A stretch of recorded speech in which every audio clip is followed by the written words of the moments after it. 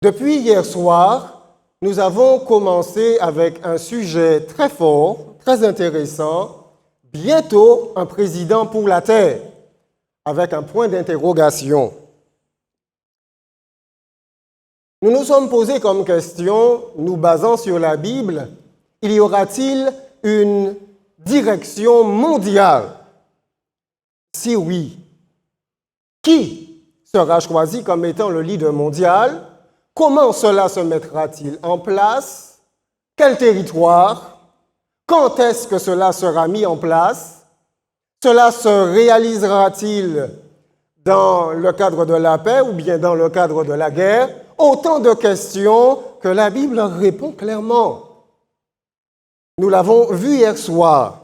Et d'ailleurs, je vous propose de lire avec moi ce passage dans le livre de Daniel au chapitre 7, les versets 13 à 14.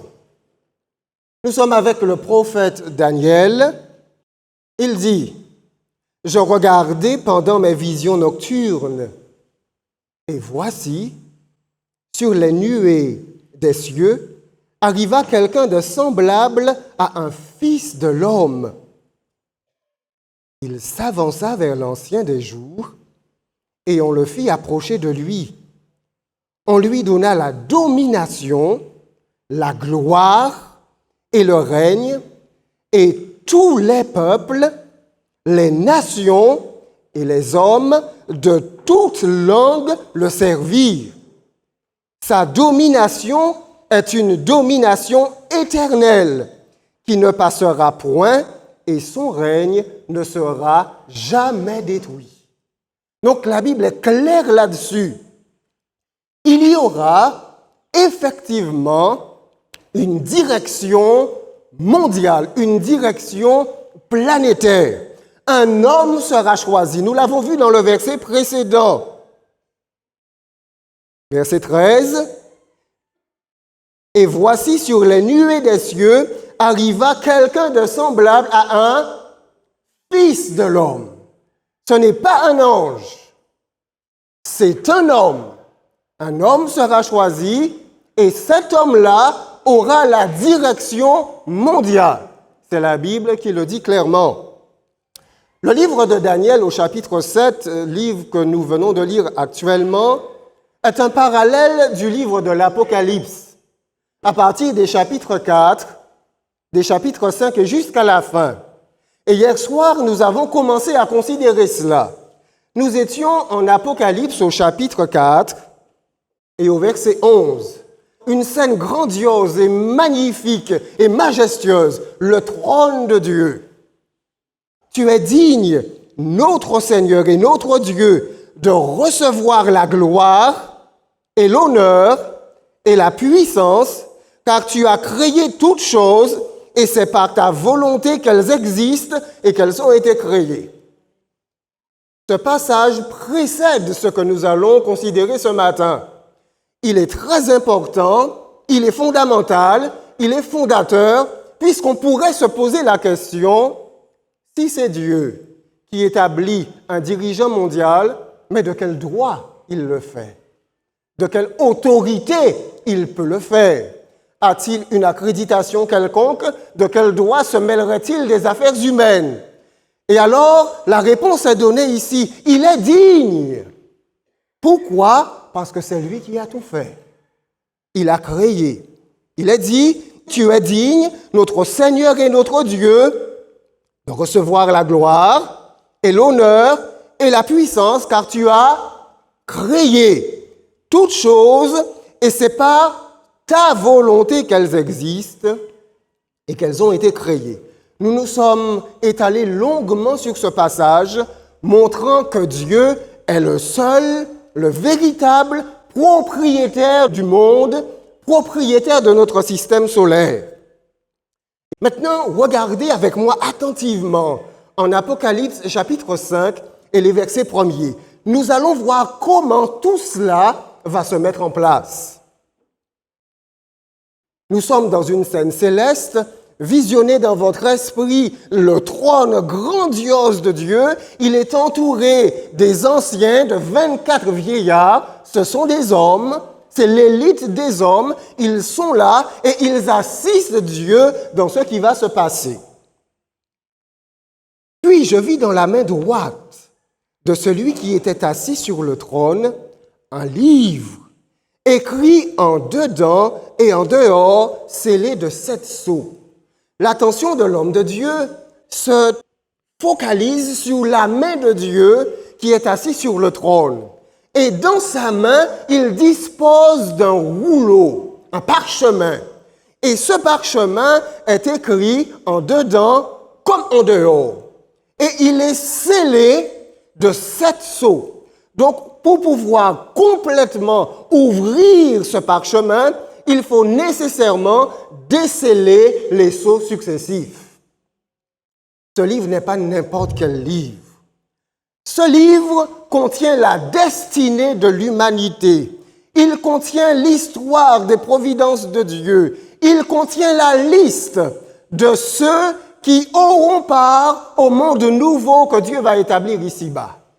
Ce livre est comme le titre de propriété de la terre, comme le titre de propriété de notre monde.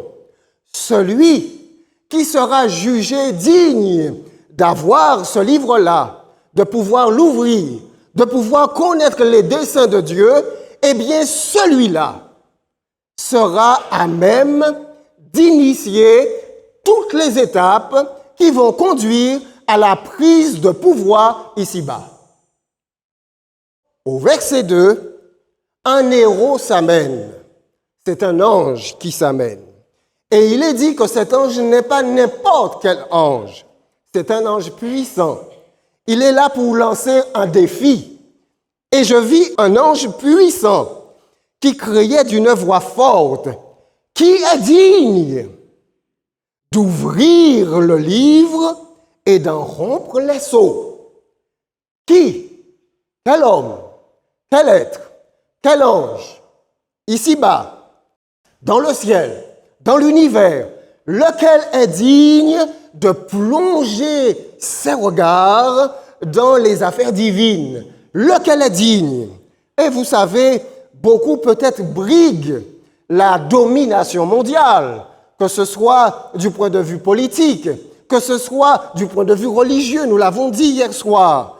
Mais la question est posée par un ange, qui est digne? Et quelle est la réponse à cette question?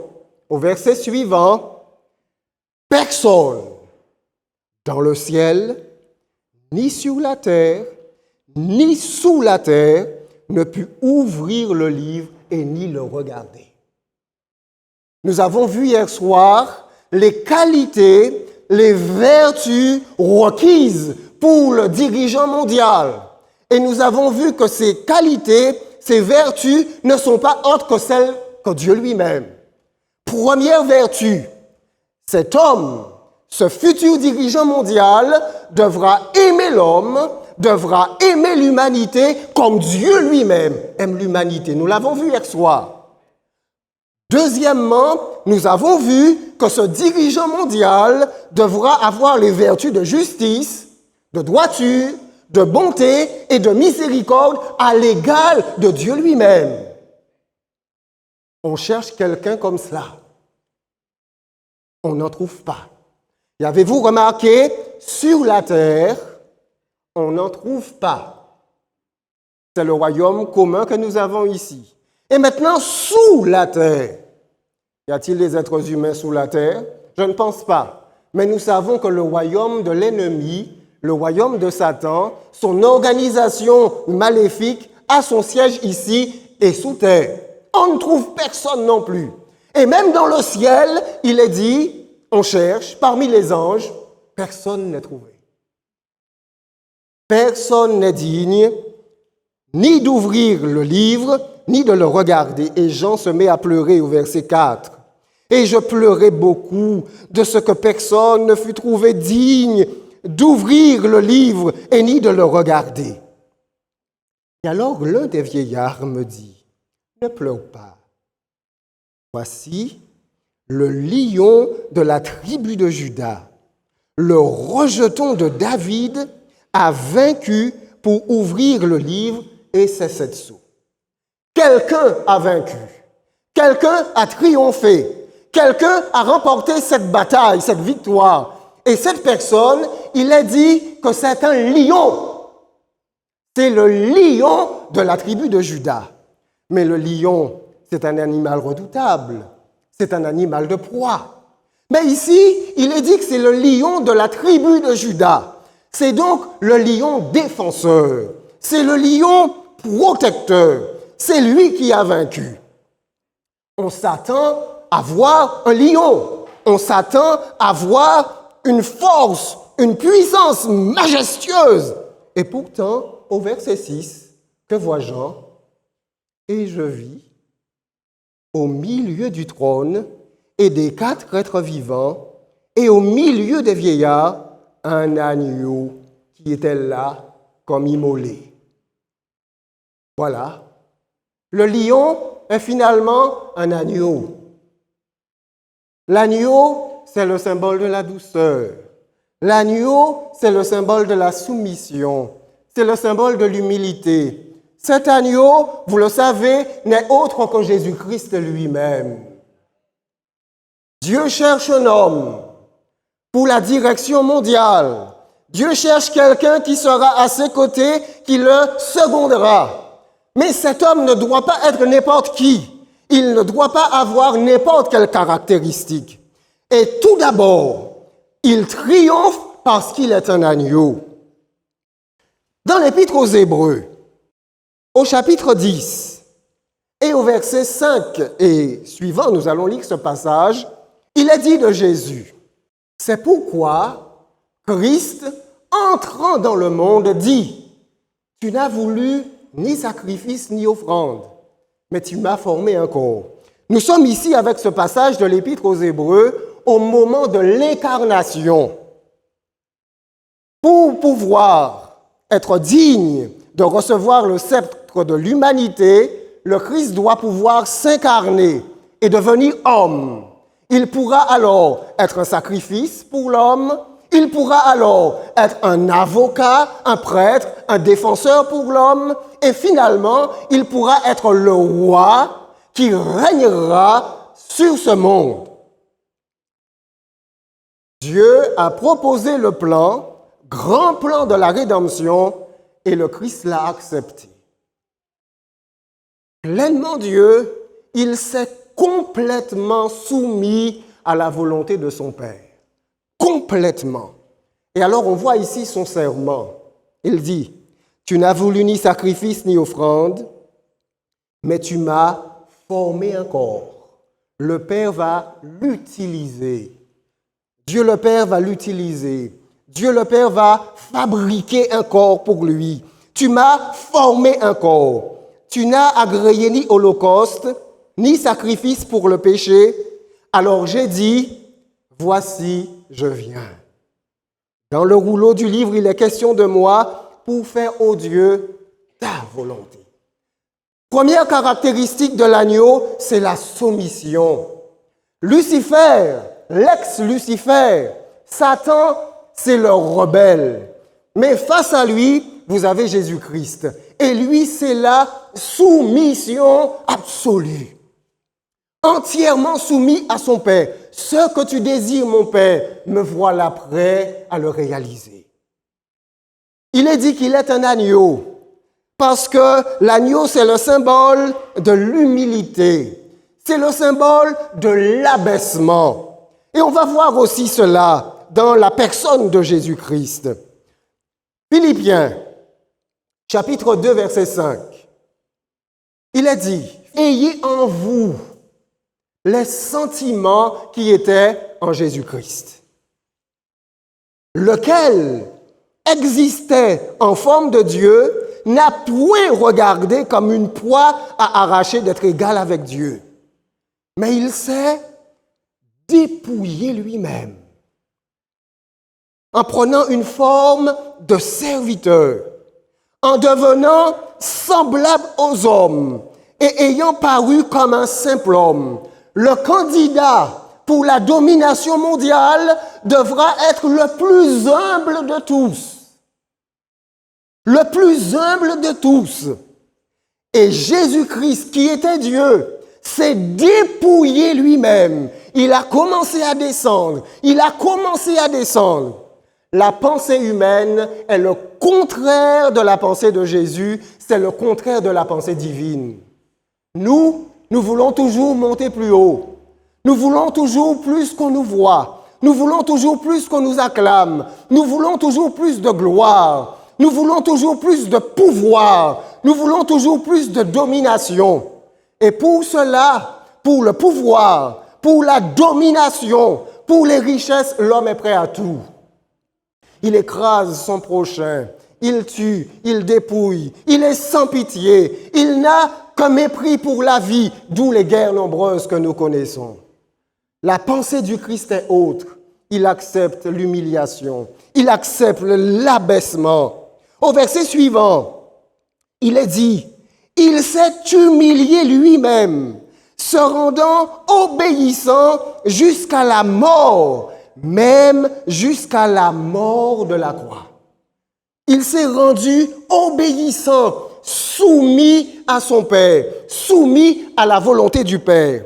Mais on pourrait se poser la question, mais la volonté du Père est-elle juste?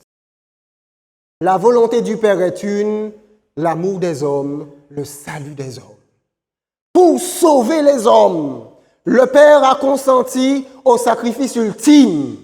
Rappelez-vous, la Bible dit, Dieu était en Christ pour sauver, pour réconcilier les hommes. Donc Dieu était présent. Il a accepté d'être frappé par sa créature. Il a accepté le sacrifice ultime pour sauver une race qui ne l'aimait pas. Ainsi donc, Christ a accepté cela. Il a accepté d'être entre les mains du Père, l'instrument du salut de la race humaine. Et c'est la raison pour laquelle il est présenté au milieu de la majesté céleste, au milieu de la cour céleste, comme représentant un agneau. Ce n'est pas son bras fort qui l'amène à la victoire, c'est sa douceur, c'est sa soumission, c'est son humilité. Revenons dans le livre de l'Apocalypse. Chapitre 5, au verset 7. Il vint et il prit le livre de la main droite de celui qui était assis sur le trône. Ça y est, le transfert s'est fait. Il prend le livre. Regardez le verset 8. Quand il eut pris le livre, les 4 êtres vivants et les 24 vieillards se prosternèrent devant l'agneau, tenant chacun une harpe et des coupes d'or remplies de parfums qui sont les prières des saints. Voici le candidat mondial que Dieu propose. Voici le candidat mondial qui est pleinement, parfaitement en accord avec le caractère de Dieu. C'est le candidat mondial qui aime l'homme autant que Dieu l'aime. C'est le candidat mondial qui a les mêmes vertus que Dieu. Mais sera-t-il accepté par les autres? Nous sommes tout près du trône ici, sur le trône, avec le Père et avec le Fils. Mais vous avez 4 êtres vivants. Nous en avons parlé hier soir. Ce sont 4 êtres vivants mystérieux qui soutiennent le trône. Mais juste autour d'eux, vous avez 24 vieillards. Ce sont les anciens, ce sont des juges. Ils doivent agréer ce que le Père, ce que Dieu a décidé. Le gouvernement de Dieu n'est pas un gouvernement autoritaire. C'est un gouvernement moral. Nous avons vu tout à l'heure, dans le livre de Daniel, on le fit approcher de l'Ancien des Jours, on lui donna la domination. Il n'est pas dit « Dieu lui donna », mais il est dit « on lui donna ». Cela sous-entend que la domination mondiale est donnée au Fils de l'homme, est donnée à Jésus-Christ dans le cadre d'un consensus universel. Il est accepté de tous. Regardez bien.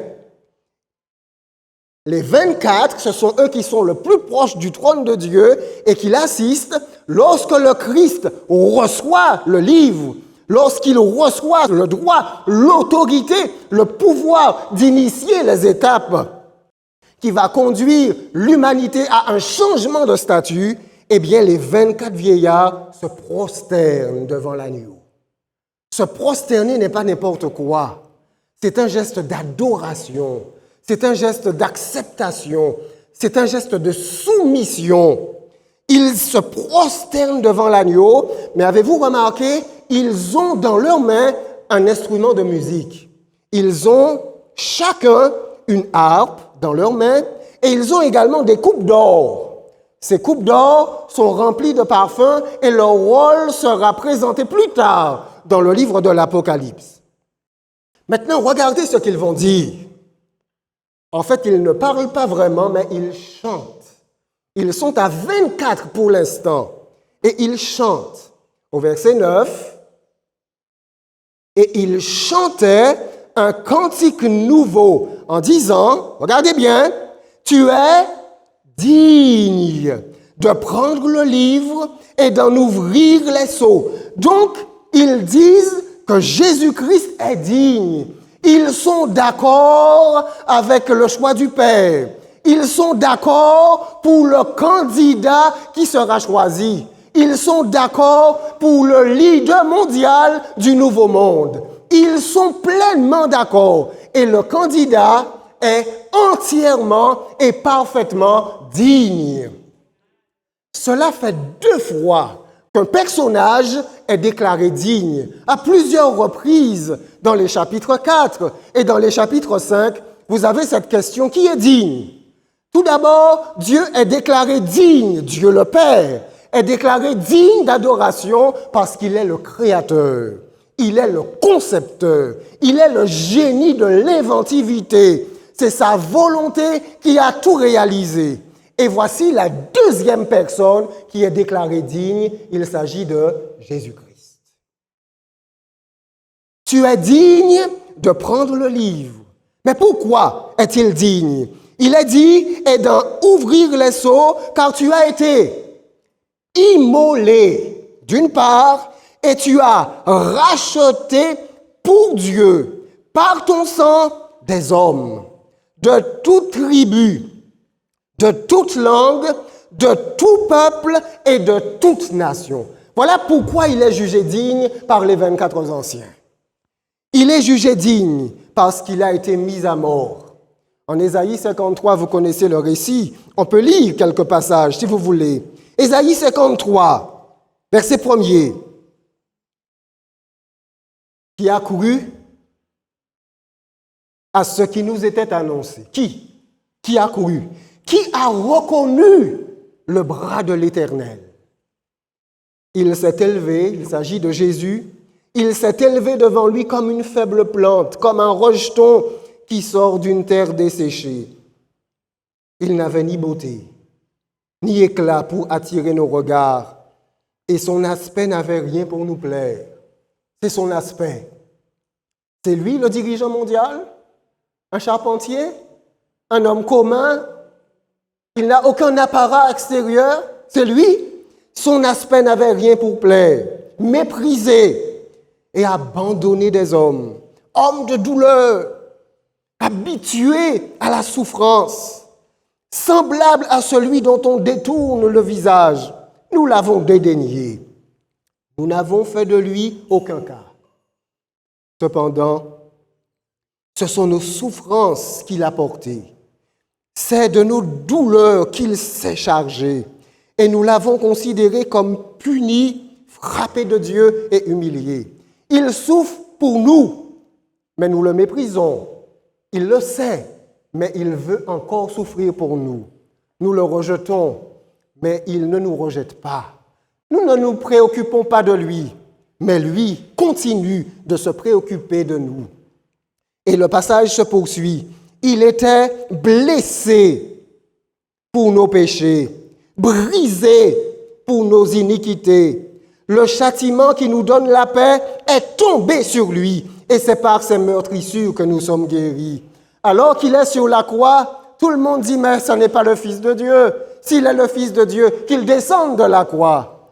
Oui, il peut descendre de la croix, Mais s'il descend de la croix, nous sommes perdus.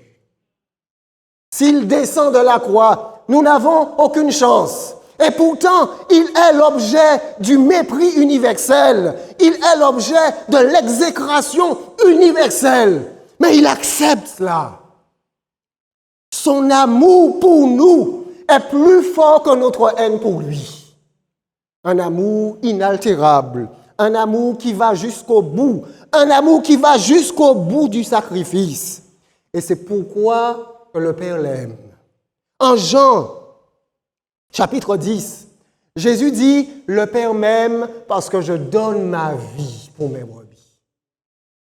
Le Père m'aime encore davantage parce que je donne ma vie. » Voyez-vous, l'amour du Père pour nous, l'amour du Fils pour nous. Poursuivons dans le livre d'Ésaïe.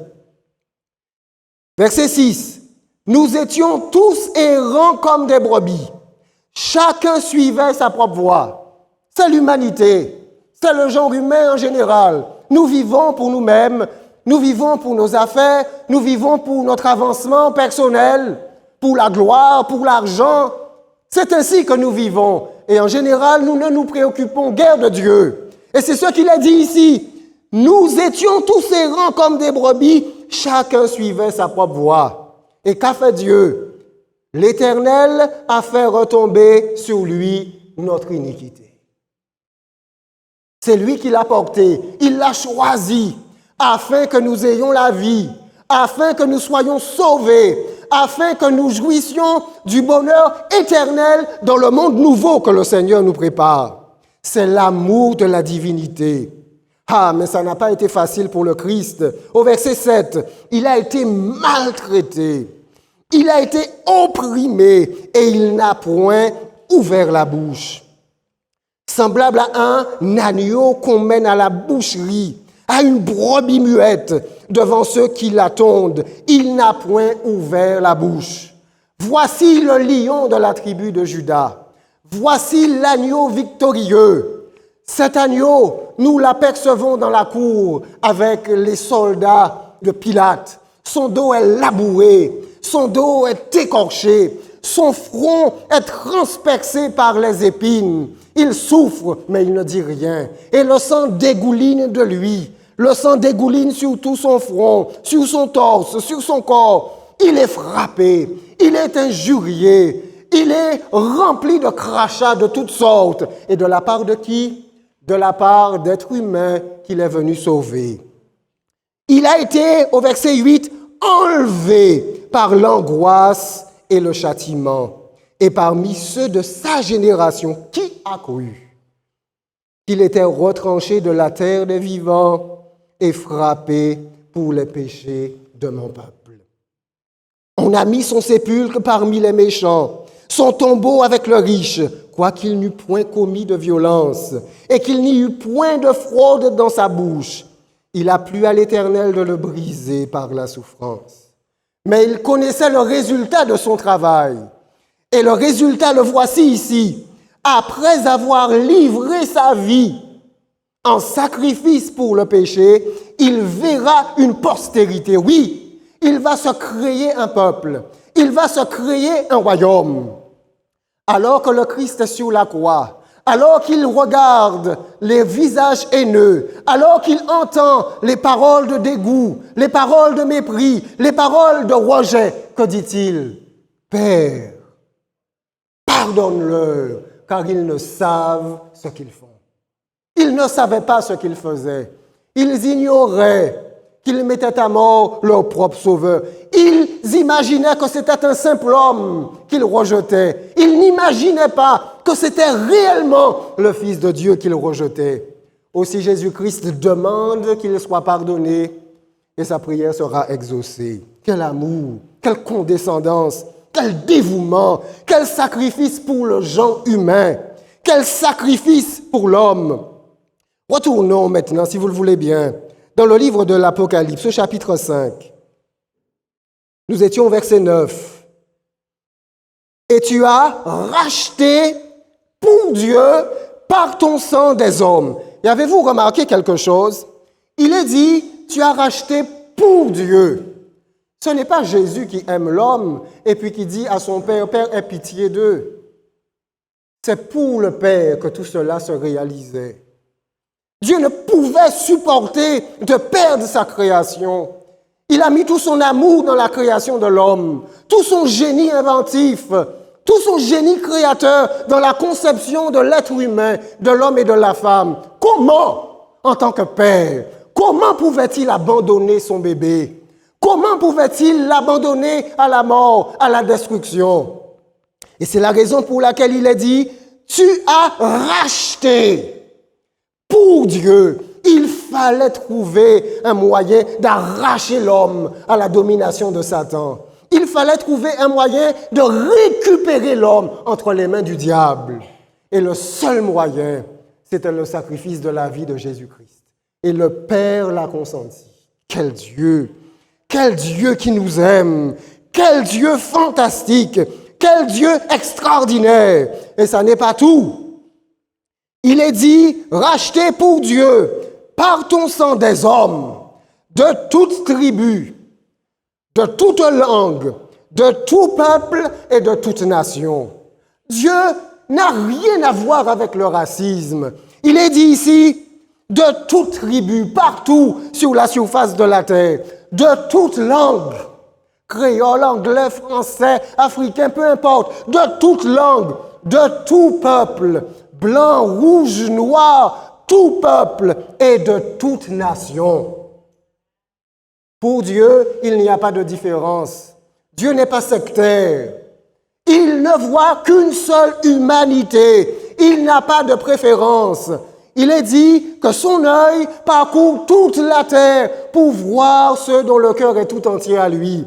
Le regard de Dieu va et voit les pauvres, le misérable, ceux que l'on opprime, ceux qui sont dans la détresse, ceux qui ont besoin de secours et d'aide. Le regard de Dieu voit tout cela. Il voit la souffrance, il voit la détresse et il lui tarde de mettre un terme au système que nous connaissons aujourd'hui.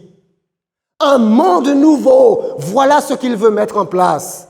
Un monde de justice, un monde de bonheur, un monde de joie, un monde de vérité, un monde de santé, un monde où la mort n'existera pas, un monde où la maladie n'existera pas, un monde où les larmes du deuil ne seront plus. C'est son plan, c'est son projet et c'est pourquoi il envoie des êtres humains annoncer la venue de ce monde, afin que l'on puisse croire en lui, afin que l'on puisse se ranger de son côté et afin qu'on puisse se dire tout n'est pas perdu. Il y a de l'espoir pour notre monde. Il y a de l'espoir pour notre humanité parce que Dieu tient les rênes. Il s'est choisi un candidat et ce candidat, c'est un candidat qui aime l'homme de manière universelle. Au verset suivant, verset 10, il est dit, d'une part, nous avons vu sa présentation, l'agneau immolé, le lion victorieux.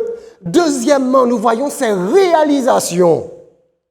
Il a donné sa vie, tout d'abord, et au verset 10, tu as fait d'eux un royaume et des sacrificateurs encore pour notre Dieu, et ils régneront sur la terre. Il a fait en sorte que tous ceux qui croiront en lui feront partie de la famille divine et ne seront pas simplement des sujets, mais seront des rois, des princes. Il est dit, ils régneront sur la terre. Un royaume. Voilà ce qui sera instauré ici-bas, dans ce monde renouvelé, un royaume de sacrificateurs, de prêtres, et ils régneront sur la terre. Ici, ce sont les 24 vieillards, tout près de Dieu, qui entonnent ce chant. Ils sont les seuls à le dire. Ils sont les seuls à entonner cela.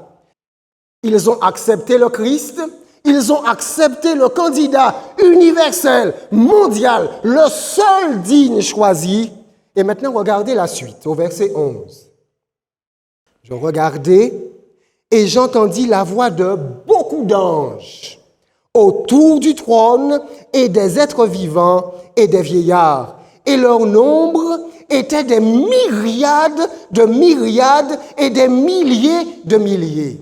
Nous nous éloignons au fur et à mesure du trône. Vous savez, nous sommes ici dans le gigantisme. C'est inconcevable pour l'esprit humain. On ne peut pas comprendre cela. Près du trône, vous avez les 4 êtres vivants. Légèrement plus éloigné, vous avez les 24 vieillards. Et encore plus éloigné, vous avez les anges par myriades et myriades de myriades. Et les 24 vieillards acceptent et acclament le Christ. Et ils vont être répondus. Donc c'est un chant, un chœur céleste qui est en train de se mettre en place. Ils vont être répondus par les anges. Au verset 12, il disait, d'une voix forte, l'agneau qui a été immolé est digne de recevoir la puissance, la richesse, la sagesse, la force, la gloire et la louange. Donc les anges l'acceptent également. Oui, il est digne.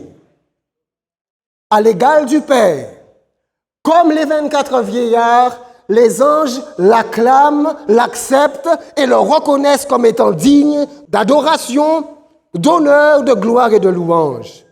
Et alors, ce sont toutes les autres créatures célestes maintenant qui vont se joindre à eux. Au verset 13.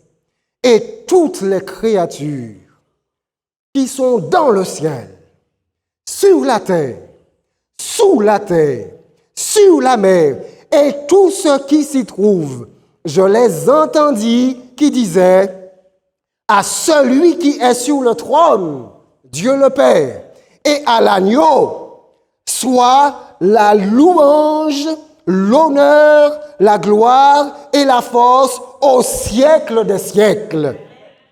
Ainsi donc, tout le ciel et l'univers se joint à l'adoration de l'unique candidat qui aura le leadership mondial et universel. Il s'agit de Jésus-Christ. Qui donc pourra être comparé à lui? Qui donc le remplacera? Qui donc s'installera à sa place?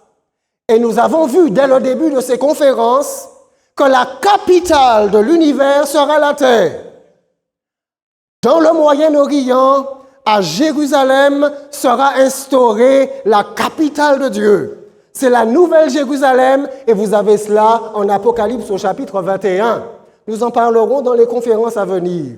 Un édifice sans précédent, un édifice d'une splendeur extraordinaire, un édifice que l'imagination humaine ne saurait concevoir. Ici, ce que nous connaissons de mieux, le matériau que nous utilisons pour la construction, c'est le béton, c'est le plus résistant. Mais là, dans cet édifice, le matériau utilisé n'est autre que de l'or. L'or le plus pur. Tout sera d'une richesse sans précédent et extraordinaire. Mesdames et messieurs, un monde nouveau va être mis en place. Et Dieu lui-même s'en charge. Et Dieu lui-même en garantit la réalisation. Ce n'est pas une église qui l'annonce. Ce n'est pas l'église adventiste qui annonce cela. Cela est dans les Bibles. Toutes les Bibles. Prenez cette Bible de seconde, Bible protestante. Prenez la Bible de Jérusalem. Prenez une Bible catholique. Prenez n'importe quelle Bible et cela est là, couché, écrit. Maintenant, d'autres questions se posent. Quand donc ce royaume va-t-il être instauré? Ce royaume sera-t-il instauré dans la paix? Les hommes accepteront-ils la décision de Dieu? Qu'en sera-t-il de la majorité de l'humanité? Acceptera-t-il ce dessein si merveilleux pour notre monde? Nous continuerons de répondre à ces différentes questions. Demain soir, nous verrons quand sera mis en place et instauré ce royaume. Mais nous allons conclure ce matin. Et nous allons conclure, si vous le voulez bien, avec le psaume 96. Mes amis, frères et sœurs, si le plan de Dieu vous semble bon, vous semble convenable, si son amour touche vos cœurs, alors lisez avec moi quelques passages de ce psaume, car il nous invite à chanter à la gloire de celui qui gouverne l'humanité, à la gloire de celui qui nous aime. Psaume 96 au verset 1er. Chantez à l'Éternel un cantique nouveau. Chantez à l'Éternel, vous tous, habitants de la terre. Chantez à l'Éternel, bénissez son nom, annoncez le jour en jour son salut. Il nous a sauvés. Racontez parmi les nations sa gloire, parmi tous les peuples ses merveilles. Car l'Éternel est grand et très digne de louange. Il est redoutable par-dessus tous les dieux. Et nous disons Amen. Chers amis, frères et sœurs, mesdames et messieurs, acclamons ensemble le roi des rois. Soyons dans l'expectative. Ayons confiance en lui. Le monde ne disparaîtra pas dans une troisième guerre nucléaire. Le monde ne sera pas abandonné à lui-même. Le monde ne sera pas laissé entre les mains de quelques individus qui n'ont que faire de la vie du plus grand nombre. Ce monde est entre les mains de Dieu qui aime l'homme, de Dieu qui a un plan parfait pour l'homme. Que son nom soit exalté, que son nom soit béni. Nous disons Amen.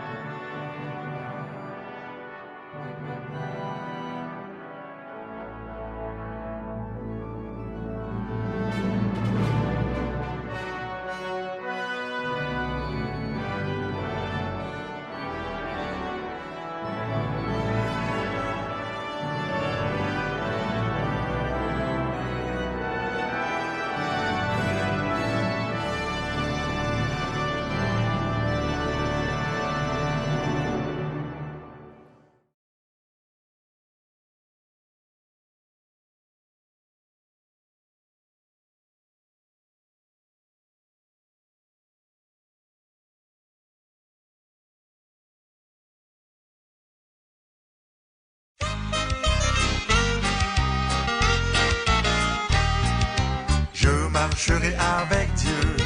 Déjà je suis heureux. Je possède une maison au-delà du ciel, un magnifique palais construit par Jésus-Christ. Oui, je connais ce pays et je l'habiterai. Oui, je connais ce pays et je l'habiterai là.